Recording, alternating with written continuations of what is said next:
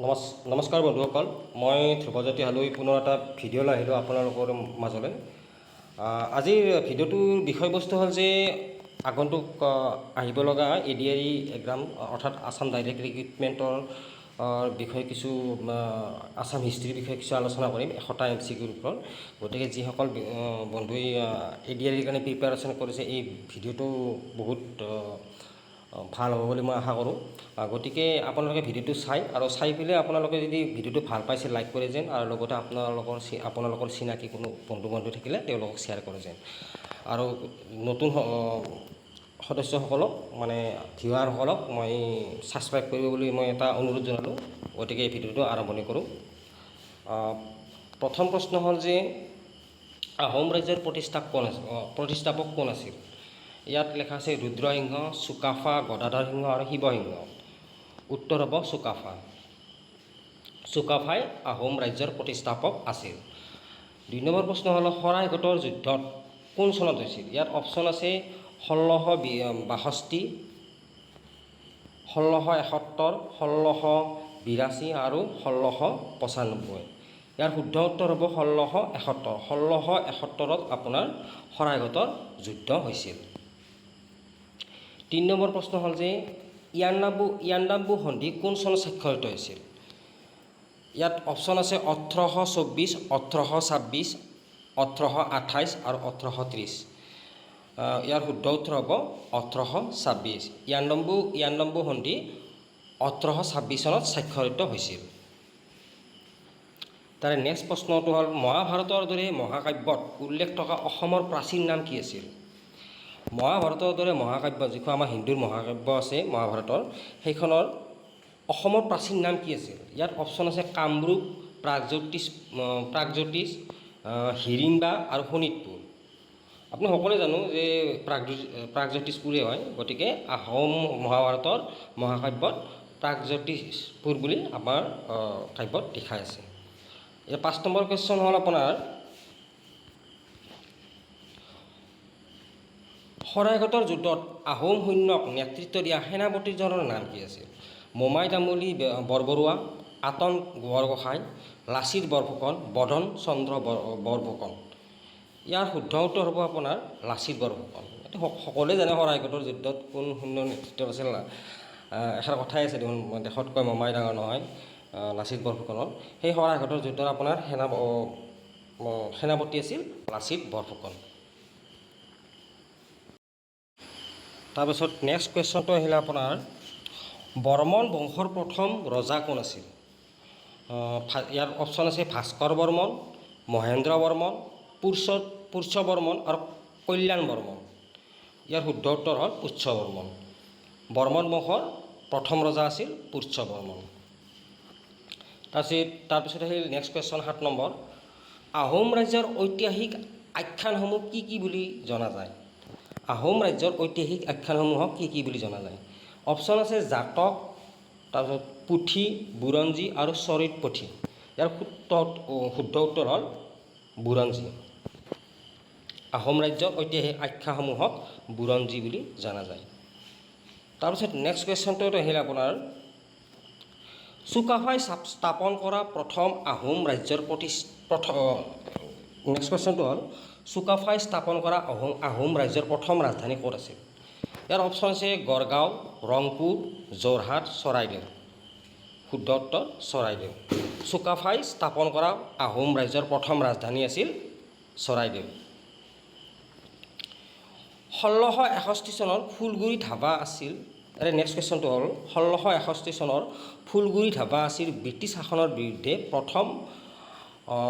অসমৰ প্ৰথম কৃষক বিদ্ৰোহ, যি কিহৰ সৈতে জড়িত আছিল?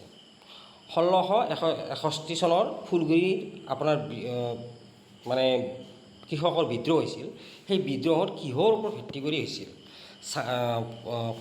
অপশ্যন আছে চাহ খেতি, তাৰপিছত কানি খেতিৰ ওপৰত নিষেধাজ্ঞা, ভূমি ৰাজহ নীতিৰ ওপৰত আৰু বলপূৰ্বক শ্ৰম। ইয়াৰ শুদ্ধ উত্তৰ হ'ল কানি খেতিৰ ওপৰত নিষেধাজ্ঞা। তাৰপিছত 10 নম্বৰ প্ৰশ্ন হ'ল বৰ্মন বংশৰ আটাইতকৈ বিখ্যাত শক্তিশালী ৰজা কোন আছিল? বৰ্মন বংশৰ আটাইতকৈ বিখ্যাত আৰু শক্তিশালী ৰজা কোন আছিল? অপশ্যন আছে পুষ্য বৰ্মন, ভাস্কৰ বৰ্মন, সমুদ্ৰ বৰ্মন আৰু সুস্থিতা বৰ্মন। শুদ্ধ উত্তৰ হ'ল ভাস্কৰ বৰ্মন। বৰ্মন বংশৰ আটাইতকৈ বিখ্যাত আৰু শক্তিশালী ৰজা আছিল ভাস্কৰ বৰ্মন। মনত ৰাখিব এইখিনি। তাৰপিছত আহিল আপোনাৰ 11 নম্বৰ প্ৰশ্ন। ৰংঘৰত কোনজন আহোম ৰজাৰ ৰাজত্বকালত নিৰ্মাণ কৰা হৈছিল? তাৰমানে ৰংঘৰ কোনজন আহোম ৰজাৰ ৰাজত্বকালত নিৰ্মাণ কৰা হৈছিল? ইয়াত অপশ্যন আছে ৰুদ্ৰসিংহ, শিৱসিংহ আৰু ৰাজেশ্বৰ সিংহ আৰু প্ৰমত্ত সিংহ। ইয়াৰ শুদ্ধটো হ'ল প্ৰমত্ত সিংহ। ৰংঘৰত আহোম ৰজাৰ ৰাজত্বকালত ৰংঘৰটো মানে নিৰ্মাণ কৰা হৈছিল প্ৰমত্ত সিংহৰ সময়ত। ইয়াৰ নেক্সট কুৱেশ্যনটো হ'ল চীনা পৰিব্ৰাজক হিউৱেন চাঙে কোন চনত ৰজা ৰাজত্বকালত অসমত ভ্ৰমণ কৰিছিল? চীনা পৰিব্ৰাজক যিকোনো হিষ্ট্ৰী লিখিছিল, চীনা পৰিব্ৰাজক হিউৱেন চাঙে কোনজন ৰাজত্বকালত অসমত ভ্ৰমণ কৰিছিল? নৰনাৰায়ণ, পুষ্য বৰ্মন, ভাস্কৰ বৰ্মন আৰু ৰুদ্ৰসিংহ। এইকেইটাৰ ভিতৰত হ'ব শুদ্ধ উত্তৰ হ'ব ভাস্কৰ বৰ্মনৰ সময়ত হিউৱেন চাঙে অসম ভ্ৰমণ কৰিছিল।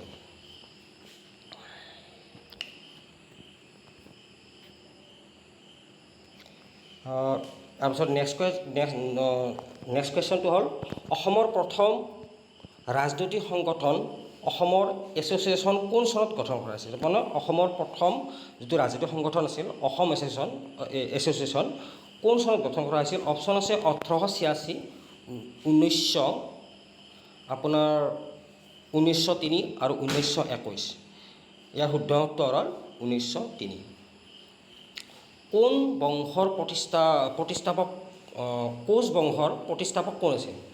আমাৰ যিটো কোচ বংশ আছে কোচ বংশৰ প্ৰতিষ্ঠাপক আছিল আপোনাৰ ইয়াত অপশ্যন আছে নৰনাৰায়ণ, চিলাৰায়, বিশ্বসিংহ, লক্ষ্মীনাৰায়ণ।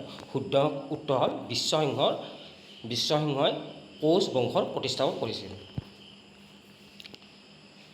ইয়াৰ নেক্সট কুৱেশ্যনটো হ'ল অসম অঞ্চলক বংগ প্ৰেচিডেঞ্চিৰ পৰা পৃথক কৰি কোন চনত মুখ্য আয়ুক্তৰ প্ৰদেশ হিচাপে তোলা হৈছিল? অসম অঞ্চলক বংগ প্ৰেচিডেঞ্চিৰ পৰা পৃথক কৰি কোন চনত মুখ্য আয়ুক্তৰ প্ৰদেশ হিচাপে গঢ়ি তোলা হৈছিল? ইয়াৰ অপশ্যন আছে 1857, 1874, 1905, 1911। শুদ্ধ উত্তৰ হ'ল আপোনাৰ 1874 চনত হৈছিল। নেক্সট কুৱেশ্যনটো হ'ল আপোনাৰ ভাৰতৰ স্বাধীনতাৰ পিছত অসমৰ প্ৰথম মুখ্যমন্ত্ৰী কোন আছিল? অৰ্থাৎ ভাৰতৰ যেতিয়া স্বাধীনতাৰ পিছত অসমৰ প্ৰথম মুখ্যমন্ত্ৰী আছিল সকলোৱে জানে গোপীনাথ বৰদলৈ। তাৰপিছত নেক্সট কুৱেশ্যনটো হ'ল পাইক প্ৰথা অসমৰ কোন ৰাজ্যৰ শাসনকালত প্ৰচলিত এক সামাজিক অৰ্থনৈতিক ব্যৱস্থা আছিল? পাইক প্ৰথা অসমৰ কোন ৰাজ্যৰ শাসনকালত প্ৰচলিত এক সামাজিক অৰ্থনৈতিক ব্যৱস্থা আছিল? ইয়াৰ অপশ্যন আছে বৰ্মন ৰাজ্য, পাল ৰাজ্য, কোচ ৰাজ্য আৰু আহোম ৰাজ্য। শুদ্ধ উত্তৰ আহোম ৰাজ্য। 1894 চনৰ পথৰুঘাটৰ ৰণ কিহৰ বিৰুদ্ধে এক কৃষক আন্দোলন আছিল? 1864 চনৰ পথৰুঘাটৰ যিটো ৰণ হৈছিল সেই ৰণৰ বিৰুদ্ধে এক কৃষক আন্দোলন হৈছিল। সেই কিহৰ বিৰুদ্ধে হৈছিল? ইয়াত অপশ্যন আছে চাহ বাগিচাত ব্ৰিটিছৰ অত্যাচাৰ, খ্ৰীষ্টান ধৰ্মলৈ বলপূৰ্বক ধৰ্মান্তৰকৰণ, ব্ৰিটিছে আৰোপ কৰা উচ্চ ভূমি ৰাজহ আৰু জমিদাৰী প্ৰথা। ইয়াৰ শুদ্ধ উত্তৰ হ'ল ব্ৰিটিছে আৰোপ কৰা উচ্চ ভূমি ৰাজহ। তাৰমানে বেছি টেক্স লৈছিল, সেই টেক্সৰ কাৰণে এই বিদ্ৰোহ হৈছিল। তাৰপিছত নেক্সট কুৱেশ্যনটো হ'ল মহান কোচ সেনাপতি চিলাৰায়ৰ প্ৰকৃত নাম কি আছিল? কোচ বংশৰ যিটো চিলাৰায় আছিল সেই চিলাৰায়ৰ প্ৰকৃত নাম কি আছিল? অপশ্যন আছে মল্লদেৱ, শুক্লধ্বজ, গোসাই কমল, ৰঘুদেৱ। শুদ্ধ উত্তৰ শুক্লধ্বজ। তাৰপিছত নেক্সট প্ৰশ্নটো হ'ল উত্তৰ পূব ভাৰতৰ প্ৰথমখন চিকিৎসা মহাবিদ্যালয় অসম চিকিৎসা মহাবিদ্যালয় কোন চনত স্থাপন কৰা হৈছিল? উত্তৰ পূৰ্বৰ যিখন আমাৰ চিকিৎসা মহাবিদ্যালয় আছিল সেইখন অসম চিকিৎসা মহাবিদ্যালয়, সকলোৱে জানেই। এখানি মনত ৰাখিব দিয়ক, উত্তৰ পূৰ্বৰ প্ৰথম চিকিৎসা মহাবিদ্যালয় কোনখন আছিল? কেতিয়াবা কুৱেশ্যন আহিব পাৰে, তেতিয়া আপোনালোকে অসম চিকিৎসা মহাবিদ্যালয় বুলি ক'ব। সেই অসম চিকিৎসা মহাবিদ্যালয় কোন চনত স্থাপিত হৈছিল? মানে কোন চহৰত স্থাপিত হৈছিল? ইয়াত লিখা আছে গুৱাহাটী, যোৰহাট, ডিব্ৰুগড়, শিলচৰ। শুদ্ধ উত্তৰ হ'ব আপোনাৰ ডিব্ৰুগড়।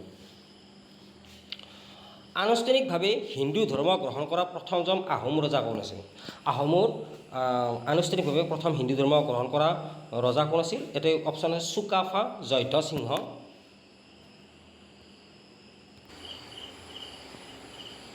ৰুদ্ৰসিংহ, প্ৰতাপ সিংহ। ইয়াৰ শুদ্ধ উত্তৰ হ'ল জয়ধ্বজ সিংহ। নেক্সট প্ৰশ্নটো হ'ল ভাৰত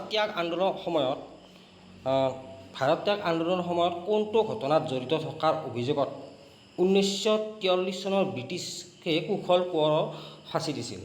কুশল কোঁৱৰে যিটো আপোনাৰ তেখেতে ভাৰত আন্দোলন কৰিছিল, সেই আন্দোলনত তেখেতক মৃত্যুদণ্ড দিছিল। 1943 চনত তেখেতে কোনটো অপৰাধত তেখেতে মানে জড়িত কাৰণে তেখেতক ফাঁচি দিয়া হৈছিল? থানা জ্বলোৱা, সৰু পথাৰত এখন সামৰিক ৰেল উপস্থিত কৰা, এক প্ৰতিবাদী সমদলত নেতৃত্ব দিয়া, এজন ব্ৰিটিছ বিষয়াক হত্যা কৰা।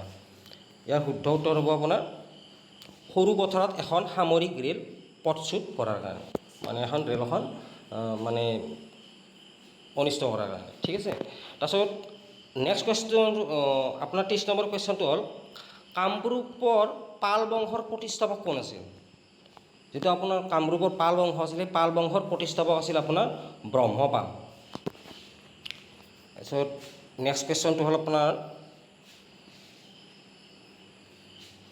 কোন চনত অসমৰ ৰাজধানী শ্বিলঙৰ পৰা দিছপুৰলৈ স্থানান্তৰ হৈছিল? আগতে আপোনাৰ অসমৰ ৰাজধানী শ্বিলঙৰ আছিল, সেই শ্বিলঙৰ পৰাই কোন চনত আপোনাৰ দিছপুৰলৈ স্থানান্তৰিত কৰা হৈছিল? 1773 চনত। এতিয়া নেক্সট কুৱেশ্যনটো হ'ল কাক অসমৰ সিংহ মানুহ বুলি জনা যায়? অসমৰ সিংহ মানৱ কোন? সেনেধৰণৰ প্ৰশ্ন আহিব পাৰে। অসমৰ সিংহ মানৱ হ'ল আপোনাৰ ৰাধা গোবিন্দ বৰুৱা।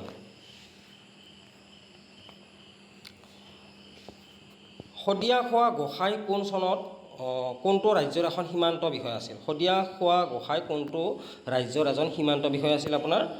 ইয়াত অপশ্যন আছে চুতীয়া ৰাজ্য, আহোম ৰাজ্য, কোচ ৰাজ্য, কছাৰী ৰাজ্য। শুদ্ধ উত্তৰ হ'ল আহোম ৰাজ্য। কম বয়সীয়া মুক্তি যুঁজাৰু কনকলতা বৰুৱাৰ কোনটো আন্দোলনৰ সময়ত শ্বহীদ হৈছিল? কনকলতা বৰুৱাৰ কোনটো আন্দোলনৰ কাৰণে শ্বহীদ হৈছিল? তেখেতে অসহযোগ আন্দোলন, অপশ্যন আইন অমান্য আন্দোলন, ভাৰত ত্যাগ আন্দোলন, বিদেশী আন্দোলন। ইয়াত ভাৰত ত্যাগ আন্দোলনত তেখেতে শ্বহীদ হৈছিল। প্ৰাচীন নগৰ প্ৰাগজ্যোতিষপুৰ বৰ্তমানৰ কাৰ সৈতে জড়িত? প্ৰাগজ্যোতিষপুৰ কাৰ সৈতে জড়িত আপোনাৰ? ইয়াৰ অপশ্যন আছে শিৱসাগৰ, তেজপুৰ, গুৱাহাটী, যোৰহাট। শুদ্ধ উত্তৰ হ'ব আপোনাৰ গুৱাহাটী। কোনজন আহোম ৰজাক দিহিঙীয়া ৰজা বুলি কোৱা হয়? সকলোৱে জানে এইটো, চুহুংমুং। চুহুংমুং হ'ল আহোম ৰাজ্যৰ দিহিঙীয়া ৰজা। তাৰপিছত নেক্সট কুৱেশ্যনটো হ'ল আপোনাৰ অসম আন্দোলনৰ অন্ত পেলাবলৈ অসম চুক্তি কোন চনত স্বাক্ষৰিত হৈছিল? অসম চুক্তি কোন চনত স্বাক্ষৰিত হৈছিল? 1985 চনত। এইটো মেক্সিমাম ল'ৰাই জানেই, এইটো 1985 চনত বুলি হৈছিল যে অসম আন্দোলন। তাৰপিছত ভাৰত ৰত্ন বঁটা লাভ কৰা প্ৰথমজন অসমীয়া কোন আছিল? ভাৰত ৰত্ন ইয়াৰ অপশ্যন আছে ভূপেন হাজৰিকা, গোপীনাথ বৰদলৈ, ইন্দিৰা গোস্বামী, লক্ষ্মীনাথ বেজবৰুৱা। ইয়াৰ উত্তৰ হ'ল গোপীনাথ বৰদলৈ ভাৰত ৰত্ন পোৱা প্ৰথম ব্যক্তি আছিল অসমীয়া। কছাৰী ৰাজ্যৰ ৰাজধানী ক'ত আছিল? ইয়াৰ অপশ্যন আছে গড়গাঁও, চৰাইদেউ, ডিমাপুৰ, শদিয়া। শুদ্ধ উত্তৰ হ'ল ডিমাপুৰ। কছাৰী ৰাজ্যৰ ৰাজধানী ডিমাপুৰত আছিল। তাৰপিছত আপোনাৰ 34 নম্বৰ প্ৰশ্ন ডিস্কভাৰী অফ আছাম এই গ্ৰন্থখন কোনে লিখিছিল? ডিস্কভাৰী অফ আছাম গ্ৰন্থখন লিখিছিল আপোনাৰ অপশ্যন আছে গোপীনাথ বৰদলৈ, সতীশ চন্দ্ৰ কাকতি, হেম বৰুৱা আৰু বীৰেন্দ্ৰ কুমাৰ ভট্টাচাৰ্য। ইয়াৰ শুদ্ধ উত্তৰ হ'ল সতীশ চন্দ্ৰ কাকতি। ডিস্কভাৰী অফ আছাম সতীশ চন্দ্ৰ কাকতিয়ে লিখিছিল। ইয়াৰ 35 নম্বৰ কুৱেশ্যন এটা কোনজন কোচ ৰজাই কামাখ্যা মন্দিৰ পুনৰ নিৰ্মাণ কৰিছিল? কোনজন কোচ ৰজাই কামাখ্যা মন্দিৰ পুনৰ তাৰমানে নিৰ্মাণ কৰিছিল? ইয়াৰ অপশ্যন আছে বিশ্বসিংহ, লক্ষ্মীনাৰায়ণ, চিলাৰায়, নৰনাৰায়ণ। শুদ্ধ উত্তৰ নৰনাৰায়ণ। নৰনাৰায়ণে কামাখ্যা মন্দিৰ পুনৰ নিৰ্মাণ কৰিছিল। তাৰপিছত 10 নম্বৰ তাৰপিছত আপোনাৰ 34 নম্বৰ কুৱেশ্যন আহিল অসম সাহিত্য সভাৰ প্ৰতিষ্ঠাপক সভাপতি। অসম সাহিত্য সভাৰ প্ৰতিষ্ঠাপক সভাপতি আছিল আপোনাৰ পদ্মনাথ বৰগোহাঁই। পদ্মনাথ বৰগোহাঁই অসম সাহিত্য সভাৰ প্ৰতিষ্ঠাপক সভাপতি আছিল। তাৰপিছত নেক্সট প্ৰশ্নটো আহিল 37 নম্বৰ প্ৰশ্ন। 1682 চনত খাটাখুলিৰ যুদ্ধ আহোম ৰজা আৰু 1782 চনত ইটাখুলিৰ যুদ্ধ আহোম ৰাজ্য আৰু কাৰ মাজত হৈছিল? ইটাখুলিৰ যুদ্ধ 1682 চনত হৈছিল, এইটো মনত ৰাখিব দেই। ইটাখুলিৰ যুদ্ধত 1682 চনত যিটো যুদ্ধ হৈছিল আহোম আৰু কাৰ মাজত? ইয়াত লেখা অপশ্যন আছে কোচ ৰাজ্য, মোগল ৰাজ্য, কছাৰী ৰাজ্য আৰু ব্ৰিটিছ ৰাজ্য। মোগল সাম্ৰাজ্যৰ লগত ইটাখুলিৰ যুদ্ধ হৈছিল।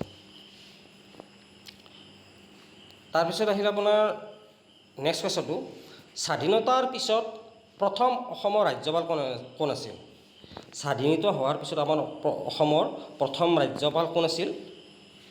অপশ্যন আছে ছাৰ মহম্মদ ছালেহ আকবৰ হাইদাৰী, জয়ৰাম দাস দৌলত ৰাম, সৈয়দ আফজ আলী, বিষ্ণু সাহাই। শুদ্ধ উত্তৰ ছাৰ মহম্মদ ছালেহ আকবৰ হাইদাৰী। তাৰপিছত নেক্সট কুৱেশ্যনটো হ'ল আপোনাৰ 39 নম্বৰ কুৱেশ্যন। ঐতিহাসিক গোসাঁই কমল আলিপথটো কাৰ ৰাজত্বকালত নিৰ্মাণ কৰা হৈছিল? ঐতিহাসিক গোসাঁই কমল আলিপথটো কাৰ ৰাজত্বকালত নিৰ্মাণ কৰা হৈছিল? অপশ্যন আছে আহোম ৰজা ৰুদ্ৰসিংহ, কোচ ৰজা নৰনাৰায়ণ, বৰ্মন ৰজা ভাস্কৰ বৰ্মন, কছাৰী ৰজা কৃষ্ণ বৰ্মন। ইয়াৰ শুদ্ধ উত্তৰ হ'ল কোচ ৰজা নৰনাৰায়ণৰ দিনত আপোনাৰ ঐতিহাসিক গোসাঁই কমল আলিটো নিৰ্মাণ কৰা হৈছিল। এইটো মনত ৰাখিব, কোচ ৰজা নৰনাৰায়ণৰ সময়ত। তাৰপিছত কেন্দ্ৰীয় মন্ত্ৰী হোৱা প্ৰথম অসমীয়া মহিলা কোন আছিল? কেন্দ্ৰীয় মন্ত্ৰী হোৱা প্ৰথম অসমীয়া মহিলা আছিল আপোনাৰ ৰেণুকা দেৱী বৰকটকী। অসমৰ প্ৰথম মহিলা কেন্দ্ৰীয় মন্ত্ৰী আছিল আপোনাৰ ৰেণুকা দেৱী বৰকটকী। তাৰপিছত নেক্সট কুৱেশ্যনটো আহিল স্বৰ্গনাৰায়ণ হিন্দু উপাধি গ্ৰহণ কৰা প্ৰথমজন আহোম ৰজা কোন আছিল? স্বৰ্গনাৰায়ণ যিটো হিন্দু উপাধি আছে, সেই হিন্দু উপাধি লোৱা প্ৰথমজন আহোম ৰজা কোন আছিল? ইয়াৰ অপশ্যন আছে চুকাফা, চুহুংমুং, প্ৰতাপ সিংহ, জয়ধ্বজ সিংহ।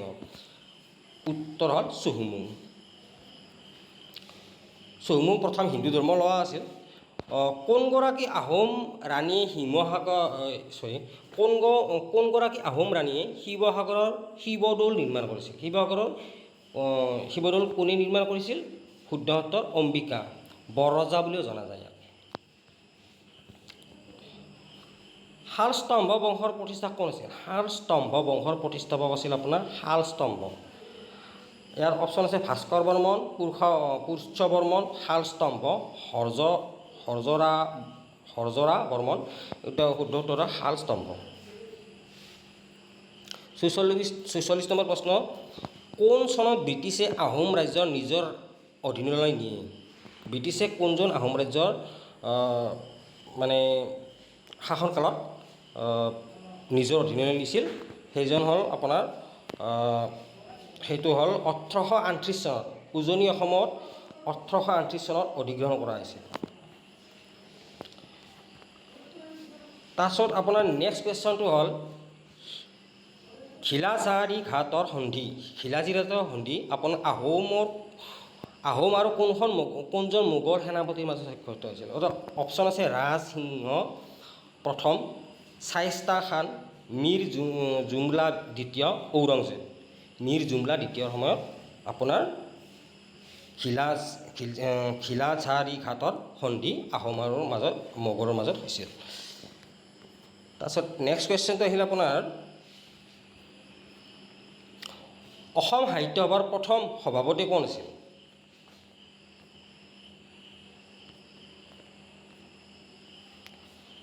অসম সাহিত্য সভাৰ প্ৰথম সভাপতি হৈছে পদ্মনাথ বৰগোহাঁই। তাৰপিছত নেক্সট কুৱেশ্যন হ'ল অসম বিধানসভাৰ কোনখন অধিৱেশন কেতিয়া অনুষ্ঠিত হৈছিল? অসম বিধানসভাৰ প্ৰথমখন অধিৱেশন অনুষ্ঠিত হৈছিল 1937 চনত।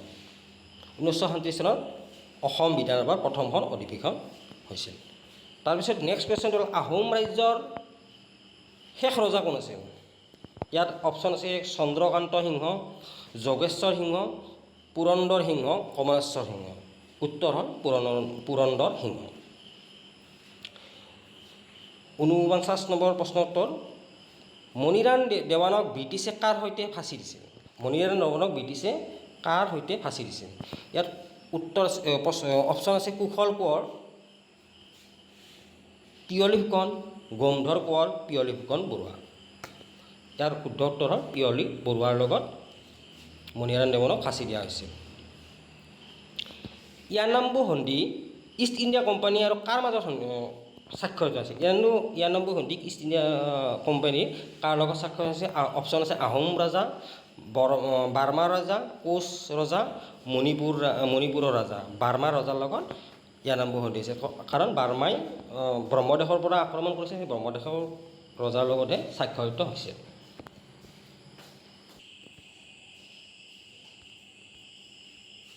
নেক্সট প্ৰশ্ন আপোনাৰ আহিল, বৰ্মন বংশৰ ৰাজধানী প্ৰাগজ্যোতিষপুৰ কোনখন আধুনিক চহৰৰ প্ৰাচীন নাম আছিল? প্ৰশ্ন হ'ল বৰ্মন বংশৰ ৰাজধানী প্ৰাগজ্যোতিষপুৰ কোনখন আধুনিক চহৰৰ প্ৰাচীন নাম আছিল? ইয়াৰ অপশ্যন আছে যোৰহাট, তেজপুৰ, গুৱাহাটী, শিৱসাগৰ। শুদ্ধ উত্তৰ গুৱাহাটী। বৰ্মন বংশৰ আপোনাৰ ৰাজধানী প্ৰাগজ্যোতিষখনৰ আধুনিক চহৰৰ নাম আছিল গুৱাহাটী।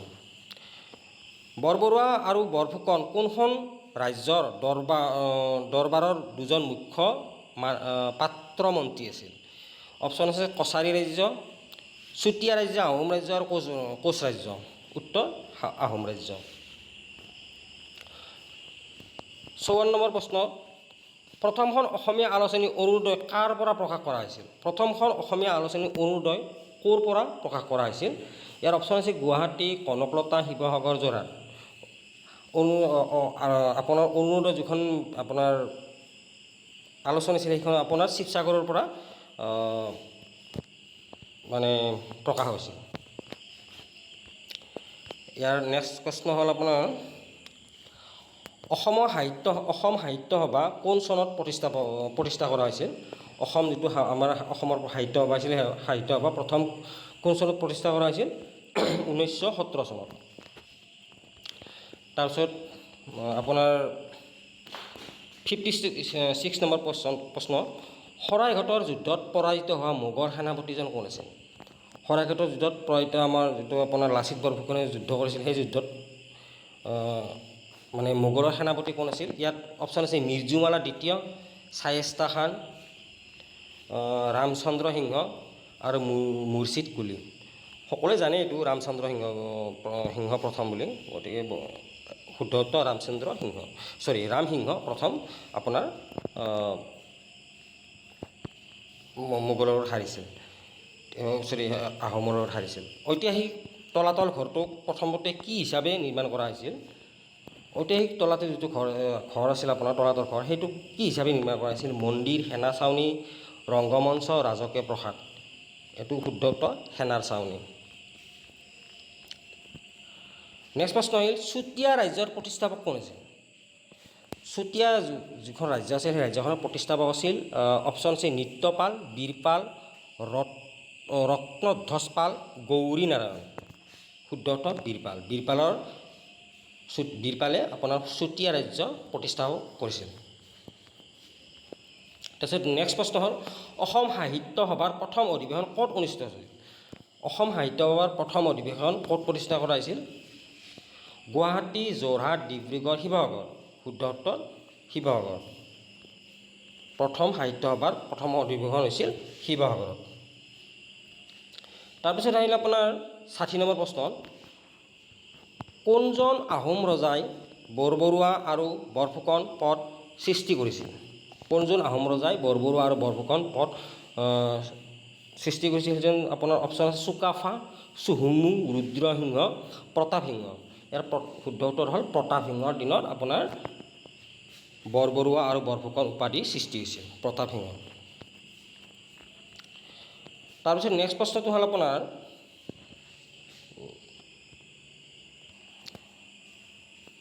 আপোনাৰ নেক্সট প্ৰশ্নটো হ'ল অসমত প্ৰথম ৰেল লাইন কোন চনত স্থাপন কৰা হৈছিল? ইয়াৰ শুদ্ধ উত্তৰ হ'ল আপোনাৰ 1881 চনত আপোনাৰ অসমৰ প্ৰথম ৰেল লাইন স্থাপন কৰা হৈছিল 1881 চনত। তাৰপিছত প্ৰশ্ন আহিল গদাধৰ কোঁৱৰৰ বিদ্ৰোহ কোন চনত হৈছিল? গদাধৰ কোঁৱৰৰ যিটো কোঁৱৰৰ বিদ্ৰোহ হৈছে সেই বিদ্ৰোহটো কোন চনত হৈছিল? শুদ্ধ উত্তৰ 1828 চনত আপোনাৰ গদাধৰ কোঁৱৰৰ বিদ্ৰোহ হৈছিল 1828 মনত ৰাখিব হা। তাৰপিছত 63 নম্বৰ প্ৰশ্ন মধ্যযুগীয় নগৰ শোণিতপুৰ কাৰ কিংবদন্তীৰ সৈতে জড়িত? শোণিতপুৰ কাৰ কিংবদন্তীৰ সৈতে জড়িত আছিল? আপোনাৰ অপশ্যন আছে নৰকাসুৰ, ভাস্কৰ বৰ্মন, বানাহসুৰ, ভগদত্ত। শুদ্ধ উত্তৰ হ'ব বানাহসুৰ। অসম চিকিৎসা মহাবিদ্যালয় পূৰ্বতে কি নামেৰে জনাইছিল? অসম চিকিৎসা আমাৰ মহাবিদ্যালয় সেই চিকিৎসালয়ৰ আগতে কি নামেৰে জনা আছিল? ইয়াত লিখা আছে অপশ্যন আছে গুৱাহাটী চিকিৎসা মহাবিদ্যালয়, ডক্টৰ জন বেৰী যোৰহাট চিকিৎসা মহাবিদ্যালয়, অসম বংগ চিকিৎসা মহাবিদ্যালয়, শিৱসাগৰ চিকিৎসা মহাবিদ্যালয়। উত্তৰ হ'ল ডক্টৰ জন বেৰী হোৱাইট চিকিৎসা মহাবিদ্যালয় আপোনাৰ অসম চিকিৎসা মহাবিদ্যালয়ৰ নাম আছিল। তাৰপিছত অসমৰ একমাত্ৰ মহিলা মুখ্যমন্ত্ৰী কোন আছিল? অপশ্যন আছে আপোনাৰ বিজয়া চক্ৰৱৰ্তী, ৰেণুকা দেৱী বৰকাকতি, সৈয়দা আনোৱাৰা তাইমুৰ, কনকলতা বৰুৱা। ইয়াৰ শুদ্ধ উত্তৰ হ'ল সৈয়দা আনোৱাৰা তাইমুৰ অসমৰ একমাত্ৰ মহিলা মুখ্যমন্ত্ৰী আছিল। এইটো মনত ৰাখিব দেই, এইটো আহিব পাৰে কিন্তু দেই, সেইটো মনত ৰাখিব। সৈয়দা আনোৱাৰা তাইমুৰ অসমৰ প্ৰথম মহিলা মুখ্যমন্ত্ৰী একমাত্ৰ মুখ্যমন্ত্ৰী আছিল হা। তাৰপিছত নেক্সট কুৱেশ্যন হ'ল ইয়াণ্ডাবু সন্ধিয়ে কোনখন যুদ্ধ অন্ত পেলাইছিল? প্ৰথম ইংগো আহোম যুদ্ধ, প্ৰথম ইংগো বাৰ্মিজ যুদ্ধ, মোৱামৰীয়া বিদ্ৰোহ, শৰাইঘাট যুদ্ধ। ইয়াৰ উত্তৰ হ'ল প্ৰথম ইংগো বাৰ্মিজ যুদ্ধ। তাৰপিছত নেক্সট কুৱেশ্যন হ'ল প্ৰাচীন উমানন্দ মন্দিৰটো কোন চনত আহোম ৰজাৰ ৰাজত্বকালত নিৰ্মাণ কৰা হৈছিল? প্ৰাচীন উমানন্দ যিটো মন্দিৰ আছিল সেই কোনজন আহোম ৰজাৰ দিনত নিৰ্মাণ কৰা হৈছিল? ইয়াৰ অপশ্যন আছে প্ৰথম প্ৰমত্ত সিংহ, ৰুদ্ৰসিংহ, গদাধৰ সিংহ আৰু শিৱসিংহ। শুদ্ধ উত্তৰ হ'ল আপোনাৰ গদাধৰ সিংহ। তাৰপিছত নেক্সট কুৱেশ্যনটো আহিলে আপোনাৰ শেষ স্বাধীন আহোম ৰজা কোনে? আমাৰ আহোমৰ শেষৰ ৰজা কোন আছিল? আপোনাৰ ইয়াতে অপশ্যন আছে কমলেশ্বৰ সিংহ, যোগেশ্বৰ সিংহ, চন্দ্ৰকান্ত সিংহ, পুৰনন্দ সিংহ। ইয়াৰ শুদ্ধ উত্তৰ চন্দ্ৰকান্ত সিংহ। মনত ৰাখিব আহোমৰ শেষ ৰজা কোন আছিল? চন্দ্ৰকান্ত সিংহ। প্ৰথমখন অসমীয়া চিনেমা জয়মতী কোন চনত মুক্তি লাভ কৰিছিল? জয়মতী কোন চনত মুক্তি লাভ কৰিছিল? এতিয়া সকলোৱে জানে 1935 চনত জয়মতী আপোনাৰ মুক্তি লাভ কৰিছিল 1935 চনত। কোনজন আহোম ৰজাক বামুণী কোঁৱৰ বুলি জনা গৈছিল? ইয়াৰ অপশ্যন আছে চুডাংফা, চুচেনফা, চুপিমফা, চুহেনফা। এতিয়া শুদ্ধ উত্তৰ হ'ল চুডাংফা আপোনাৰ বামুণী কোঁৱৰ বুলি জনা গৈছিল। ঐতিহাসিক শিৱসাগৰ শিৱদৌল কাৰ ৰাজত্বকালত নিৰ্মাণ কৰা হৈছিল? আপোনাৰ শুদ্ধ উত্তৰ হ'ব আপোনাৰ শিৱসিংহ ৰাজত্বকালত ঐতিহাসিক শিৱদৌল নিৰ্মাণ কৰা হৈছিল তেওঁৰ পত্নী অম্বিকাৰ দ্বাৰা। তাৰপিছত নেক্সট প্ৰশ্ন হ'ল অসম সাহিত্য সভাৰ প্ৰথম সম্পাদক কোন আছিল? আপোনাৰ অসম সাহিত্যৰ প্ৰথম সম্পাদক আছিল অপশ্যন আছে পদ্মনাথ বৰগোহাঁই বৰুৱা, লক্ষ্মীনাথ বেজবৰুৱা, শৰৎচন্দ্ৰ গোস্বামী, চন্দ্ৰধৰ বৰুৱা। শুদ্ধ উত্তৰ শৰৎচন্দ্ৰ গোস্বামী। তাৰপিছত নেক্সট কুৱেশ্যন হ'ল মদন কামদেৱ মন্দিৰসমূহ কোনজন হিন্দু দেৱতাক উৎসৰ্গিত? মদন কামদেৱৰ যিবিলাক মন্দিৰ আছিল সেই মন্দিৰসমূহ কোনজন দেৱতাক উৎসৰ্গিত আছিল? ইয়াৰ অপশ্যন আছে বিষ্ণু, ব্ৰহ্মা, গণেশ, শিৱ মন্দিৰ আছিল, সকলোৱে জানে এইটো। শুদ্ধ উত্তৰ হ'ব আপোনাৰ শিৱ মন্দিৰ। তাৰপিছত নেক্সট কুৱেশ্যনটো হ'ল 1882 চনত কোনখন যুদ্ধৰ জৰিয়তে আহোম মোগলৰ সংঘাত অন্ত পৰিছিল? 1682 চনত কোনখন যুদ্ধৰ জৰিয়তে আহোম আৰু মোগলৰ যুদ্ধৰ অন্ত পৰিছিল? শৰাইঘাট যুদ্ধ, আলবৈৰ যুদ্ধ, ইটাখুলিৰ যুদ্ধ, হাদিৰা চকীৰ যুদ্ধ।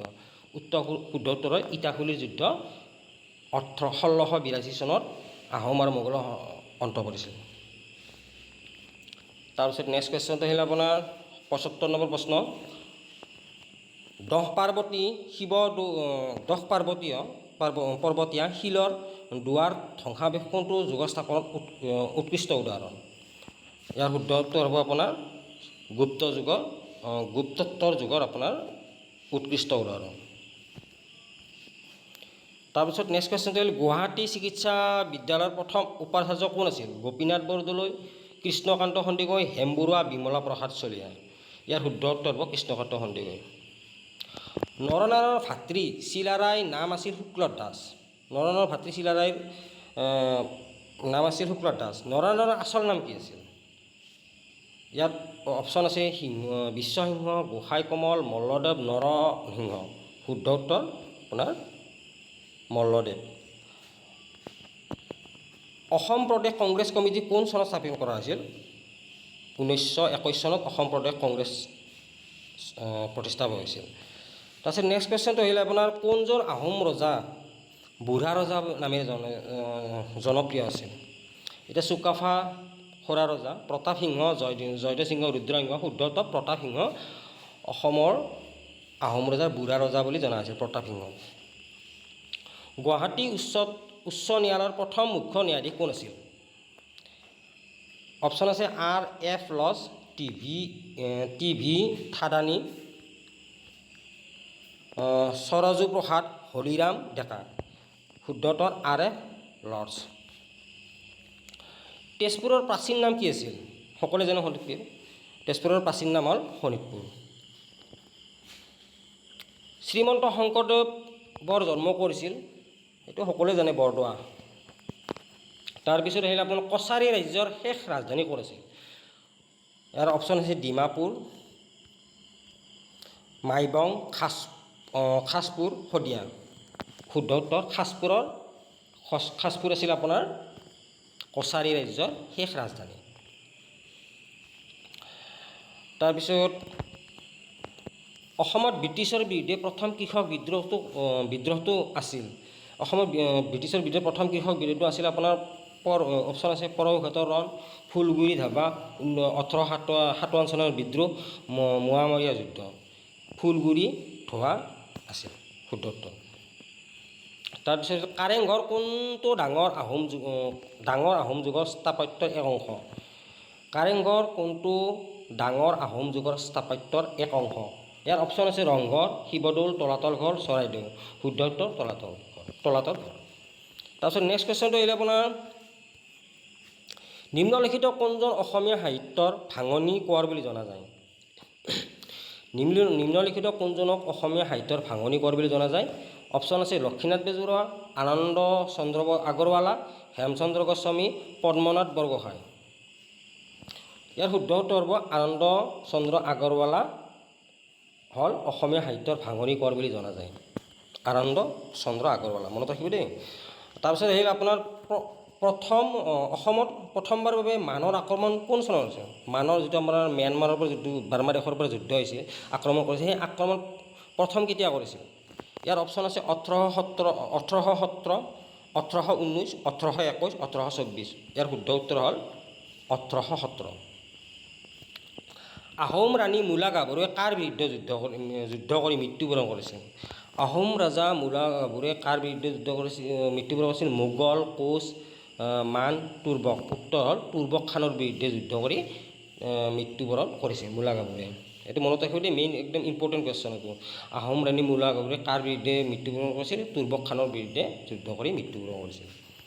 তাৰপিছত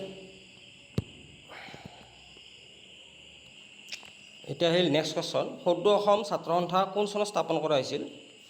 প্ৰতিষ্ঠা হৈছিল তাৰমানে আপোনাৰ। ইয়াৰ অপশ্যন আছে 1987, 1957, 1979, 1985। ইয়াৰ শুদ্ধ উত্তৰ হ'ল 1967, 1967 আপোনাৰ সদৌ অসম ছাত্ৰ সন্থাৰ প্ৰতিষ্ঠা হৈছিল। এইটো মনত ৰাখিব দেই, 1987। কোনজন আহোম ৰজাই প্ৰথমবাৰৰ বাবে যুদ্ধত আগ্নেয়াস্ত্ৰ ব্যৱহাৰ কৰিছিল? কোনজন আহোম ৰজাই প্ৰথমবাৰৰ বাবে যুদ্ধত আগ্নেয়াস্ত্ৰ ব্যৱহাৰ কৰিছিল? ইয়াতে অপশ্যন আছে চুহুংমুং, প্ৰতাপ সিংহ, গদাধৰ সিংহ, শুক্লেনমুং। ইয়াৰ শুদ্ধ উত্তৰ চুহুংমুং। চুহুংমুঙৰ যুদ্ধৰ সময়ত আহোম ৰজাই আগ্নেয়াস্ত্ৰ ব্যৱহাৰ কৰিছিল। শালস্তম্ভ বংশৰ ৰাজধানী হুৰুপ্পেক স্বৰক বৰ্তমানৰ কাৰ সৈতে চিনাক্ত কৰা হয়? ইয়াত শাল স্তম্ভ বংশৰ ৰাজধানী হুৰুপ্পেচ স্বৰক বৰ্তমানৰ কাৰ সৈতে জড়িত, কাৰ সৈতে মানে চিনাক্ত কৰা হয়? তেজপুৰৰ সৈতে। নেক্সট কুৱেশ্যন হ'ল আহোম ৰাজ্যত প্ৰথমবাৰৰ বাবে লোকপিয়ল কৰা ৰাজত্বকাল অনুষ্ঠিত হৈছিল। কাৰ ৰাজত্বকাল হৈছিল? ইয়াৰ শুদ্ধটো হ'ল চুহুমুঙৰ সময়ত আহোম ৰজাত লোকপিয়ল কৰা হৈছিল। তাৰপিছত লাইন প্ৰথা ব্ৰিটিছে অসমত প্ৰৱৰ্তন কৰা এক বিতৰ্কিত প্ৰশাসনিক ব্যৱস্থা আছিল যি মূলতঃ কিহৰ সৈতে জড়িত আছিল? লাইন প্ৰথা ব্ৰিটিছে অসমত প্ৰৱৰ্তন কৰা এক বিতৰ্কিত প্ৰশাসনিক ব্যৱস্থা আছিল যি মূলতঃ কিহৰ সৈতে জড়িত আছিল? শুদ্ধ উত্তৰ অনুপ্ৰৱেশকাৰী বসতি। তাৰপিছত আপোনাৰ নেক্সট 94 নম্বৰ প্ৰশ্ন উত্তৰ ঐতিহাসিক অসম এছ'চিয়েশ্যন 1921 চনত কোনটো ৰাজনৈতিক দলৰ সৈতে একত্ৰিত হৈছিল? স্বৰাজ দল, মুছলিম লীগ, ভাৰতীয় কমিউনিষ্ট পাৰ্টি, ভাৰতীয় জাতীয় কংগ্ৰেছ। ইয়াৰ শুদ্ধটো ভাৰতীয় জাতীয় কংগ্ৰেছ আপোনাৰ ঐতিহাসিক অসম এছ'চিয়েশ্যনৰ ৰাজনৈতিক দলৰ সৈতে একত্ৰিত হৈছিল। তাৰপিছত 95 কুৱেশ্যন আহোমসকলে প্ৰথমবাৰৰ বাবে যুঁজ দিয়া ব্ৰিটিছ যুদ্ধখন আহোমসকলে শেষবাৰৰ বাবে মই ভুল হৈছে কোৱাতে আহোমসকলে শেষবাৰৰ বাবে যুঁজ দিয়া মুখ্য যুদ্ধখন আছিল আপোনাৰ ইয়াত অপশ্যন আছে শৰাইঘাট যুদ্ধ, ইটাখুলিৰ যুদ্ধ, আলাবৈৰ যুদ্ধ, হাদিৰা চকীৰ যুদ্ধ। ইয়াত ইটাখুলিৰ যুদ্ধটো আপোনাৰ আহোমসকলৰ শেষ যুদ্ধ আছিল, শেষ মুখ্য যুদ্ধ আছিল। তাৰপিছত নেক্সট কুৱেশ্যন হ'ল অসমত 1857 চনৰ বিদ্ৰোহ নেতৃত্ব কোনে দিছিল? আমাৰ চিপাহী বিদ্ৰোহ যিটো হৈছিল আপোনাৰ 1857 চনৰ, সেই 57 চনৰ আপোনাৰ নেতৃত্ব দিছিল আপোনাৰ মণিৰাম দেৱানে দিছিল। তাৰপিছত আহিল আপোনাৰ নেক্সট কুৱেশ্যন প্ৰাচীন বিশ্ববিদ্যালয় বিক্ৰমশিলা কোনজন পাল ৰজাই প্ৰতিষ্ঠা কৰিছিল? প্ৰাচীন বিশ্ববিদ্যালয় বিক্ৰমশিলা কোনজন পাল ৰজাই প্ৰতিষ্ঠা কৰিছিল? আপোনাৰ ধৰ্মপাল।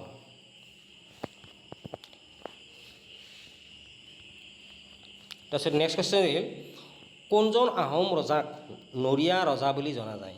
ইয়াতে আপোনাৰ শুদ্ধ উত্তৰ হ'ল আপোনাৰ চুটিংফাং। তাৰপিছত অসমীয়া ভাষাত ছপা হোৱা প্ৰথমখন কিতাপ আছিল বাইবেলৰ এক অনুবাদ যাক কি নামেৰে জনা যায়? অসমীয়া ভাষাত ছপা হোৱা প্ৰথমখন কিতাপ আছিল বাইবেলৰ এক অনুবাদ যাক কি নামেৰে জনা যায়?